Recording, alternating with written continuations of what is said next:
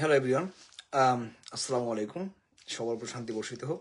নতুন যে রাজনৈতিক দল, সেই রাজনৈতিক দলের নাম হচ্ছে জাতীয় নাগরিক পার্টি। যদি আমি নাগরিক কথাটা বাদ বাদ দিই, তাহলে হয়ে যায় জাতীয় পার্টি, মানে জাপা। যে জাপা এবং জাতীয় নাগরিক পার্টি, সেই দুটার মধ্যে একটা মিল আছে। আর সেই মিলটা হচ্ছে যে দুটারই হচ্ছে কিংস পার্টি। কিংস পার্টি বলতে আসলে আমরা কি বুঝি? যে জাতীয় নাগরিক পার্টি বা জাতীয় পার্টি, যেটা এরশাদ সাহেবের আমলে হয়েছিল, জাপা। আহ, সেখান থেকে নাগরিক শব্দটা বাদ দিলে হয়ে যায় জাপা বা জাতীয় পার্টি। কিংস পার্টি বলতে আমরা সেই পার্টিকে বুঝি যেই পার্টিটা হচ্ছে যে সরকারের পৃষ্ঠপোষকতায়, সরকারের সব ধরনের সুবিধা নিয়ে যে পার্টিটা গঠিত হয়, সেটাকে আমরা কিংস পার্টি বলি। এরশাদ সাহেব উনি জাতীয় পার্টি গঠন করেছিলেন যখন উনি রাষ্ট্র ক্ষমতায় ছিলেন, আর্মির পাওয়ার দিয়ে বা স্বৈরাচার হিসেবে। আর বর্তমান যেই পার্টি হচ্ছে সেটা হচ্ছে জাতীয় নাগরিক পার্টি। সেই পার্টির প্রধান তিনজন উপদেষ্টা ছিল মেইনলি। সেখান থেকে দুইজন উপদেষ্টা রয়ে গেছে।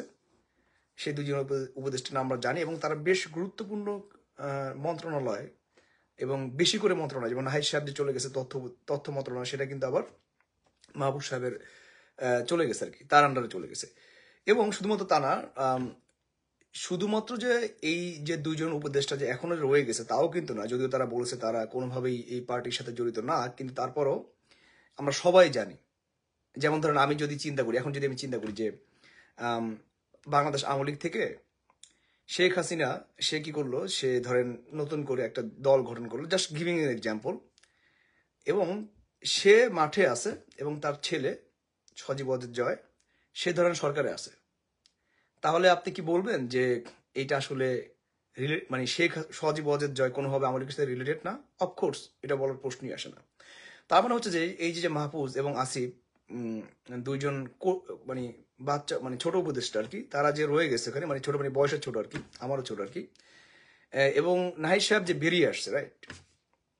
তো ইট ডাজন্ট মিন যে তারা আসলে সরকারের পৃষ্ঠপোষকতা পাচ্ছে না। আরেকটা ব্যাপার আপনি দেখবেন যে ডক্টর মোহাম্মদ ইউনূস সাহেব কিন্তু প্রথম থেকে বলে আসছে যে আমাকে ছাত্ররাই বসাইছে, তার মানে হচ্ছে ছাত্রদের একটা দল করার একটা অধিকার আছে, সেটা আমরাও যেন অধিকার আছে, এবং সে চায় এটা করুক। তার একটা ডেফিনেটলি একটা পিছন থেকে দোয়া কালেমা সব আছে। ডক্টর আসিফ নজরুল সাহেবের সরাসরি তার ইনভলভমেন্ট আছে, এবং অনেক ধরনের নিউজ অ্যানালাইসিস করে জানতে পারলাম যে বাংলাদেশের অনেক গোয়েন্দা সংস্থা থেকে শুরু করে অনেকেই হচ্ছে যে এই যে নাগরিক কমিটি, যেটা জাতীয় নাগরিক পার্টি যেটা গঠিত হচ্ছে, সেখানে তাদের সাহায্য আছে। তার মানে এটা হচ্ছে কিংস পার্টি। হ্যাঁ, সো জাতীয় পার্টি এবং এটার মধ্যে একটা বিশেষ মিল আছে, দুজনেই হচ্ছে কিংস পার্টি। শুধুমাত্র এই দলটার মধ্যে নাগরিক শব্দটা ভিতরে ঢুকানো হয়েছে, মানে জাতীয় নাগরিক পার্টি আর জাতীয় পার্টি দুইটার মধ্যে খুব একটা পার্থক্য দেখি না।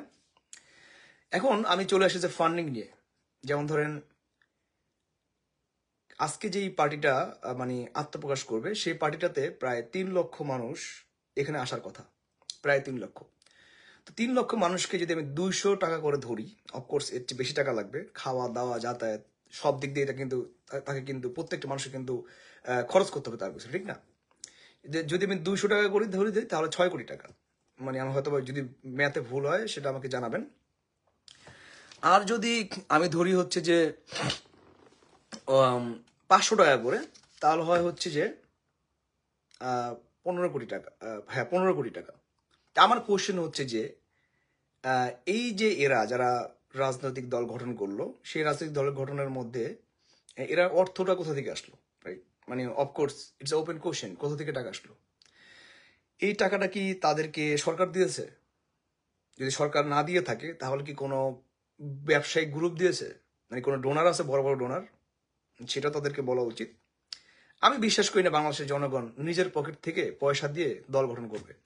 বাংলাদেশের জনগণরা আমি খুব ছোট থেকেই চিনি, তো আমি দীর্ঘদিন বাংলাদেশে ছিলাম। তারা হচ্ছে 1 কাপ চা, একটা বন রুটির যদি না হয়, সেকালে যখন নির্বাচন হয় তখন এটা টানা চলে 1 মাস 1.5 মাস পর্যন্ত। চেয়ারম্যান, মেম্বার, ছোটখাটো যে ইলেকশন হোক না করে, তাদের খাইয়া দেয়া কোনো কাজ নাই, ঠিক আছে? তাদের পকেট থেকে টাকা দিয়ে নতুন দল গঠন করবে। সো এইটা সম্পূর্ণ বোগাস কথা। এখন বলতে পারেন যে ভাই, আপনি যখন আওয়ামী লীগ এরকম বড় বড় প্রোগ্রাম করে, বিএনপি প্রোগ্রাম করে, হ্যাঁ, তখন তো আপনি ভাই এই কোশ্চেনটা উঠেন নাই। এই কোশ্চেন উঠেন এই জন্য যে তারা রাষ্ট্র ক্ষমতা দীর্ঘদিন ধরে ছিল, বিএনপির নামেও দুর্নীতির বিভিন্ন অভিযোগ ভালোভাবেই আছে, আওয়ামী লীগের নামও আছে। তার মানে তারা কিন্তু অলরেডি হয়তোবা দুর্নীতি করে অথবা যে কোনোভাবেই হোক না কেন তারা কিন্তু তাদের দল পার্টি চালাচ্ছে, বা ডোনারের মাধ্যমে, হোয়াটএভার ইট ইজ, তারা কিন্তু ডোনারের নামও বলে। তো তার মানে কি এই দলটাও একইভাবে চলবে? ইদার ডোনার, সেই ডোনারটা কারা, কারা তাকে টাকা দিচ্ছে? কোনো বৈদেশিক সংস্থা যদি টাকা দিয়ে থাকে সেটাও বলা উচিত। আর যদি মনে করে যে না আমরা আসলে টাকা সরকার থেকে নিচ্ছি, সেটাও বলা উচিত। তার মানে হচ্ছে যে আপনার দল গঠনের জন্য যে টাকা আপনারা পেলেন, আপনাদের কোনো ব্যবসা নাই, বাণিজ্য নাই, কিছুই নাই। যেমন বাংলাদেশ আওয়ামী লীগ, বিএনপিতে দুই জায়গাতে কিন্তু বড় বড় রাজনৈতিক ব্যবসায়ী যারা আছে তারা কিন্তু দল করে, তারাও কিন্তু টাকা দেয়। দুর্নীতির কথা যদি আমি বাদ দিই তারপরও, তার মানে ইদার আপনি দুর্নীতি করতেছেন, অথবা আপনি ব্যবসায়ী বা কারো কাছ থেকে আপনি চাঁদা নিচ্ছেন, চাঁদা যদি নাও দেন ডোনেশন নিচ্ছেন, সেটা কিন্তু আপনার ক্লিয়ার করার নেই কি কোন জায়গা থেকে আপনি টাকাটা পাচ্ছেন। সো তারপরে আমি চলে আসছি যে দল যে গঠন করা হলো, সেই দলের মধ্যে আসলে কারা আছে। আমি দেখলাম যে বেশ কিছু সংবাদ মাধ্যমে চলে আসে 9 জনের একটা প্রধান যে কমিটি, সেই 9 জনের মধ্যে 8 জন ঢাকা ইউনিভার্সিটির।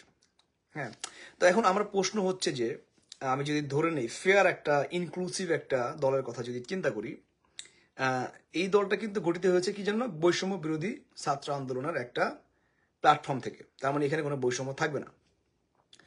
যদি বৈষম্য নাই থাকে তাহলে আমার কোশ্চেন হচ্ছে যে প্রাইভেট ইউনিভার্সিটি স্টুডেন্ট একটাও কেন নাই? কারণ তারা তো রক্ত দিছে, শুধু তো রক্ত দেয়নি, তারা জীবনও কিন্তু দিছে। Dhaka varsity on the other hand একটা জীবনও কিন্তু দেয় নাই, জীবন দিয়েছে প্রাইভেট ইউনিভার্সিটির ছেলে পেলে, সেই গ্রাম মানে সেই মফস্বল শহরের লোকজন। তো তারা কেন ইনক্লুডেড না? কেন শুধুমাত্র ঢাকা ভার্সিটির ছেলে পেলেরাই শুধুমাত্র এই পোস্টে তারা থাকবে? মানে বড় বড় পোস্ট কেন থাকবে তারা? এটা আসলে কিভাবে বৈষম্য বিরোধী হয়? আমার কথাটার যুক্তিটা বোঝার চেষ্টা করি, এটা কিভাবে বৈষম্য বিরোধী হয়? আপনি যদি ইনক্লুসিভ একটা পার্টি করতে চান, সেখানে ছাত্র জনতা যদি আমি ধরেই নেই তারা যে তারা সবাই সবার মাধ্যমেই কিন্তু এই আন্দোলনের মাধ্যমে জননেত্রী শেখ হাসিনা চলে গিয়েছে। হ্যাঁ, তো আমার কোশ্চেন হচ্ছে যে তাহলে কেন এই শুধুমাত্র এই ঢাকা ভার্সিটির 9 জনের মধ্যে 8 জনই কেন ঢাকা ইউনিভার্সিটি? এবং সবচেয়ে বড় জিনিস হচ্ছে যে আমি আরেকটা নিউজ জনকণ্ঠতে না কোনো একটা পত্রিকাতে দেখলাম, একটু আগে দেখলাম, এর মধ্যে আরো যে বর্ধিত কমিটি যদি আমরা দেখি তাদের বেশিরভাগ হচ্ছে সাবেক শিবির। যদি সাবেক শিবিরই যদি হয়ে থাকে তাহলে কি তাহলে জামাতের বি টিম? এটা কিন্তু প্রশ্ন চলে আসে। হ্যাঁ, তা আমার প্রশ্ন হচ্ছে যে যদি বৈষম্য বিরোধী হয় তাহলে প্রাইভেট ইউনিভার্সিটির ছেলে পেলেরা যারা এত জীবন দিল, এত রক্ত দিল, তারা কেন একজনও নাই? তাহলে বৈষম্য বিরোধী কিভাবে হলো? কেন অন্য ভার্সিটির নাই? মানে ন্যাশনাল ইউনিভার্সিটি কেউ নাই কেন? তুমি ঢাকা কলেজ, হ্যাঁ, ইডেন, আরো যে অন্যান্য মানে ঢাকার বাইরেও যেসব সংস্থা তারা কেন নাই?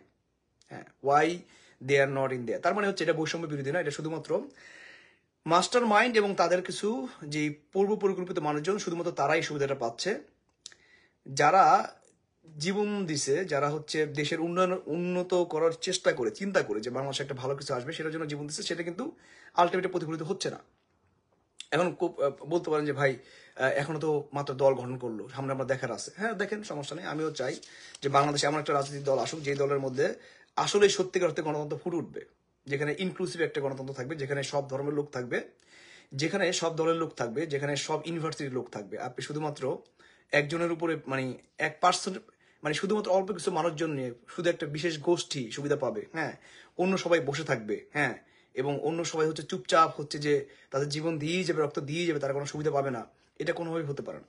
সবাইকে থাকার জন্য ধন্যবাদ। আল্লাহ হাফেজ।